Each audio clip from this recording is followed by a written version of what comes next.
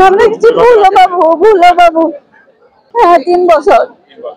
আমার কাছে 500 টাকা থাকলে আমি সেখান থেকে সংসার খরচ করব, আমার 2 ছেলের স্কুলে যাতায়াত খরচ দিব, প্লাস ভুলোর খাবার দিতে হবে। তখন আমি ওখান থেকে আমার বাজারে যে টাকাটা সেটা আমি স্টক রাখি, আর সেই বাজারের টাকাটা আমি ভুলোর খাবারের ভিতর ঢুকাই দেই। আমি হচ্ছে যে ধানের যে খড় আছে সেটা, আর হচ্ছে যে ভুসি, আর খুদের ভাত, আর ঘাস, নেপিয়ার ঘাসটা, আর কিছু না। ও কোম্পানিতে ড্রাইভিং করে।